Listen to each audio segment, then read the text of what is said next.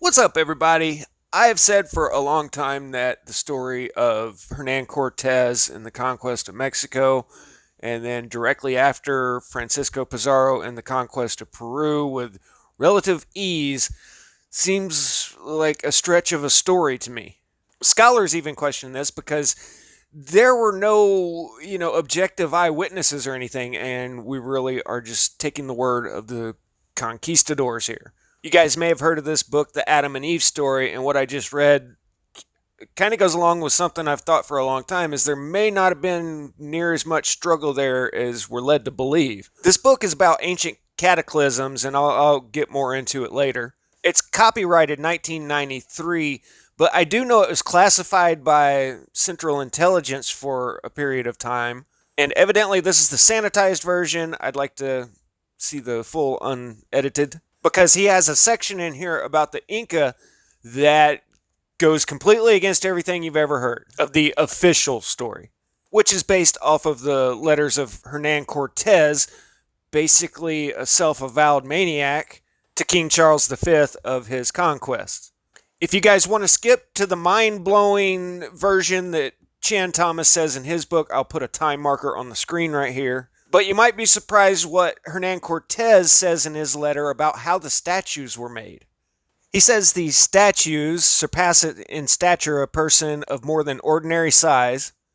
Some of these are composed of a mass of seeds and leguminous plants such as are used for food, ground and mixed together and kneaded with the blood of human hearts taken from the breast of a living person, from which a paste is formed in a sufficient quantity to form large statues. When these are completed, they make them offerings of the hearts of the other victims, which they sacrifice to them and besmear their faces with it. Hernan Cortez actually wrote this to the king at the time. Now, by all accounts, the Aztec did practice human sacrifice. It's even found in some of the surviving Aztec codices. But Cortez had a huge incentive to dehumanize these people because he's trying to convince the people back home that, well, yeah, I might have done some nasty things, but this is what they did. But Cortez was responsible for the conquest of Mexico City, and then Francisco Pizarro sailed south with a crew and has a story of conquest even more fantastic than the conquest of Mexico. But did it really go down the way Pizarro says? He claims to have sprung a trap on the Incan Emperor Atahualpa with fewer than 200 men against several thousand. Pizzaro lures Atahualpa to a feast in the emperor's honor and then opens fire on the unarmed Incans. What a noble conquest. Though Atahualpa had nearly 80,000 soldiers with him in the mountains, he consented to attend the feast with only 5,000.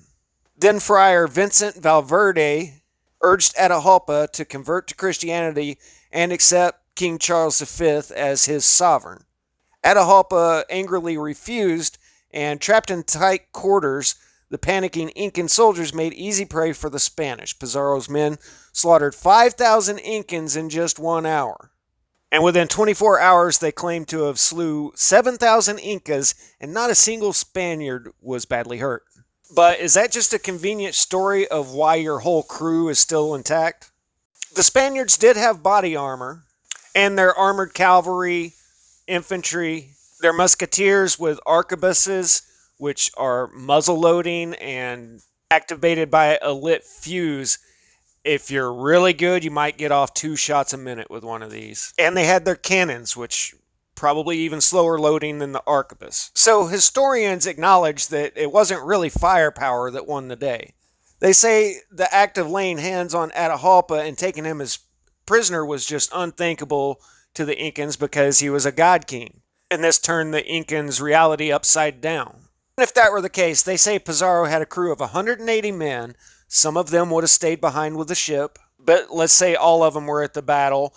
5,000 Inca, that would be 28 Inca taken out by every single Spanishman. And this took place in 1 hour, so that would be 1 Incan every 2 minutes for every Spanish. If you guys have ever been in a fight or done any boxing, you know that if you can make it a minute in a boxing round going all out, you are in excellent condition. So these conquistadors were top notch. Not a one of them seriously injured. Or Pizzaro and his crew are full of it. But what do you expect from somebody who thinks it's perfectly acceptable to ransom the king and then when the ransom's paid, not let him live? And if it is made up and they thought that that would be a good cover story, their moral compass is pointing south. Anyway, Chan Thomas's now declassified book tells a completely different story of what happened there. I don't know where he got his information from, and I just looked again to see if I could find a date of when he actually wrote it. But the writing style makes me think of an author, from the 30s to the 50s. There's just archaic sayings that he uses.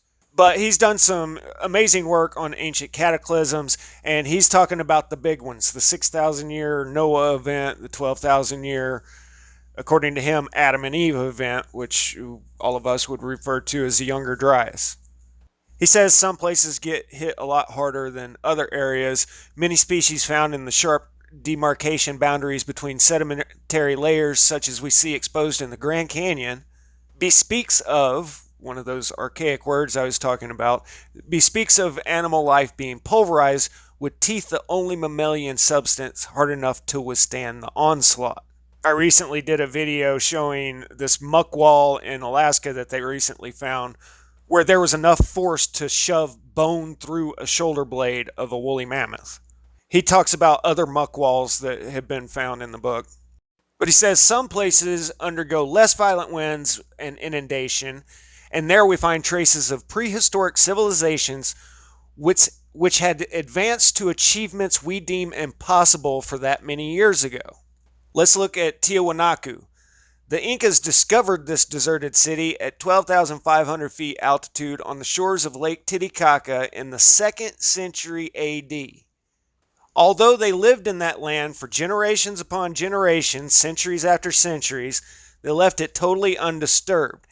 Anyone who's been on a hunt for gold or treasure in the mountains, as I have been in New Mexico, knows the Indian credo. What is in the mountains belongs to the mountains. That means whatever they find, they do not disturb. Now, you can read about this, but there's nothing like seeing it in person when gold fever takes over an entire personality. It's a kind of consummate greed which changes a veteran outdoorsman to a wild-eyed, scheming, intense introvert who could lead himself and others to destruction and death through his greed. I have seen it. Now, he claims that Tiwanaku was found by Pizzaro and his band of plunderers in the 1520s. The gold fever had evidently taken over his entire expedition of 13 to 16 men, for they proceeded to vandalize almost everything in sight. They smashed thousands of statues searching for gold. There were huge silver bolts of up to several tons each passing through massive stone monoliths. You guessed it, they broke up the monoliths in order to obtain the silver bolts. Now, keep in mind, Pizzaro had to report this to the king to pay up the royal fifth. So I am guessing that the numbers are actually accurate of 13,000 pounds of gold and twice that much of silver, 26,000 pounds of silver. And according to Thomas here, it was only 13 to 16 men in the expedition, which, when you think about it, all the other first contacts in America were peaceful, believe it or not. Europeans were initially accepted peacefully by the local tribes. Even Cortez says that he allied with the Tlaxcalans in Mexico. Magellan in his first contact, all peaceful. But Pizzaro says he comes in guns blazing. He's the rootinest, tootinest cowboy of all the conquistadors. Thomas also said that Tiwanaku was on the shores of Lake Titicaca, and today that's 10 miles away. I wouldn't exactly call that waterfront property. Moving on, there was one member of the early discoverers, a Spanish priest, Diego de Alcabaso, who wrote down what he saw. I saw a vast hall carved on its roof to represent thatch, so it was carved of stone or wood. There were the waters of a lake which washed the walls of a splendid court in this city of the dead, and standing in its fine court in the shallows of the water on the platform of a superb colonnade were many fine statues of men and women. So real they were that they seemed to be alive. Some had goblets and upraised drinking cups. Others sat or reclined as in life. Some walked in the streams flowing by the ancient walls. Women carved in stone dandled their babies in laps or bore them on their backs. In 1,000 natural postures, people stood or reclined. Not one of these statues stand today. The greed of civilization has literally devastated Tiwanaku with vandalism and thievery. This is what the stone people statues that we have today look like. And I'll have to go back and try to find it, but I read in another book where they had talked about the lifelike statues in Peru, and I'm sitting here going, these don't look, they said they were petrified people. They were so real. And what we see today are not the same ones, evidently. We've all seen magnificent works of art that you would describe as looking like real life. He says thousands of poses, so real they seem to be alive. This is what's there now. I don't think anyone would describe it that way. It looks like all the other Incan architecture, where he was saying that this is an ancient city from way before the Inca. They say that Tiwanaku was effectively demolished due to looting during the colonial period. But there was one building in particular, known as Pumapunku, who the Spanish described in the 16th and 17th century as wondrous, though unfinished, building with gateways and windows carved from single blocks. Here's Pumapunku, kind of on the outskirts of Tiwanaku. And here we find the most unique stonework in the world. I mean, have you guys ever seen anything close to this anywhere else? This is obviously a style of its own. It doesn't resemble anything else anybody else has done anywhere. And I've probably seen this side of these blocks hundreds of times, but I have never seen these blocks, which I'm pretty sure is just the backside of the H's. Well, look at these together. Those obviously click together. You see how the top ones have the cross arms right here? Well, that slides into these grooves right here. I don't know why nobody has ever shown that. Also, this one, I don't know what's going on here. Now, if you told me that Pumapunku was not built by the Inca, but was built by a more lost society, that would make more sense to me.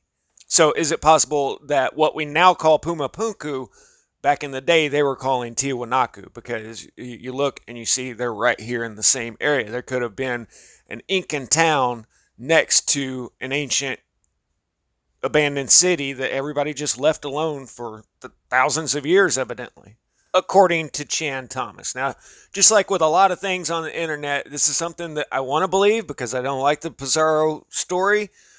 But the fact is, this is the only source of any of this information. And yeah, if it was a cover-up, then of course it would be. His information on catastrophism is spot on. I mean, it's the most densely packed version of a lot of facts that I've found independently in one book.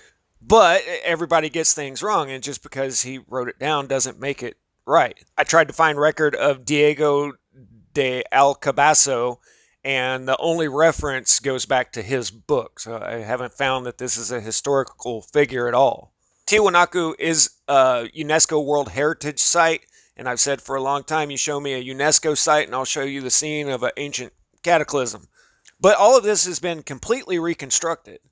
And if what Thomas claims is true about the thousands of statues and not one of them is there today, then that would mean that while reconstructing it, they took local Mayan sculptures and incorporated it into their new design. Now, one of the problems here is this is what it looked like when they found it. I don't think this is the courtyard of the Gate of the Sun. This was the oldest photograph I could find of it. I think this was 1893. And here is a sketch of the place in 1877. Now, that is the Temple of the Sun there in the center of your screen, buried almost up to the top of the gate. Here's a photograph of the Gate of the Sun, still most of the way buried. And the relief carving of the figure on top looks like typical Inca carvings. The Inca may have very well got their artistic style from a previous civilization that was there, and they saw their artwork, but none of this would be mistaken for real life. And Thomas says that the waters of the lake washed the walls in the splendid court. But in more modern times, the first people there with cameras, there's no walls. The big monoliths are still there, and the smaller stones were evidently strewn all over the place, and, they dug them up and reconstructed the walls. That would mean, according to Thomas, that this city survived the big major catastrophes from long ago for thousands of years, and then were wiped out in the last few hundred. And I'm not too sure I believe that. Here's an old sketch of Pumapunku, and it looks just absolutely devastated, the whole area. It would definitely make sense to me that the Inca found this and said, well, this was an ancient city of the gods, we're not going to touch it. But I'm thinking this got wiped out thousands of years ago and not in the last 500. And like I've said about the old black and white photos that are taken out of context and people can say whatever they want, here's an old photo, and look down at the bottom, First Lady H.R. Clinton, and she would have been First Lady in the 90s. One thing I think is for sure that these photographs do show the evidence of an ancient cataclysm, and this is at 12,000 feet up in the arid desert. Academia can say that these are cultural layers that built up slowly over time, but you see those big, huge stones strewn all over the place. When was the last time you went to mow your yard and there was a cultural layer boulder in your way? This was all transported there by water. I mean, here's your mud flood. If it were a liquefaction event, like some have claimed, then you wouldn't have the volleyball-sized boulders everywhere. It looks to me like this got hit with enough force to take out the smaller stones of the wall, and the big megalithic stones, the fence posts as it were heavy enough to stay there in their original spots. You can see in the drawing on the top that they all seem to be listing to the left. If it were a liquefaction event, they would sink at different rates and be facing all different directions. But it looks like a wall of mud, muck, and water hit going from right to left. Here you can see just how deep everything is actually buried. And then look off into the background there. That looks just like any other high desert plain that you'd see anywhere. I've traveled all over the American West, and you have these smooth rolling plains going for hundreds of miles. And it looks to me like that could have been deposited by, the last bit of slow moving water, while other areas look to be excavated by fast moving water. Mainstream geology today holds to the theory of uniformitarianism, where geologic processes take place over millions of years. And that's a theory from James Hutton in the late 18th century and wasn't universally accepted until much more recently. But what I think we see is evidence of ancient cataclysmic upheaval, and then you have the slower geologic processes that happen. Wind and water erosion and whatnot. So I can't really get behind Thomas's claims on what happened with Tiwanaku. I would have to have some other sources. And the fact that he says the city walls were still intact. Now, one lingering thought would be, island of California, did something major happen from between the 16th, 17th century and now? In all actuality, they build roads through the desert and, make berms over on the side, and within 10 years, it looks like it's a natural hill. Anyway, Thomas has a lot of great research on cataclysms that I'll get into in another video, and I'll end it with this. We can understand how the irresistibly overwhelming, annihilating force of the waters moving at utterly unbelievable speeds can, in the blink of an eye, obliterate entire civilizations and every vestige of anything they ever accomplished. Even in our times, there have been occasions when a simple dam's breaking and releasing its waters over a small town below literally wiped out every splinter of evidence of the town and the people having been there. I'll catch you guys on the next one. Static out.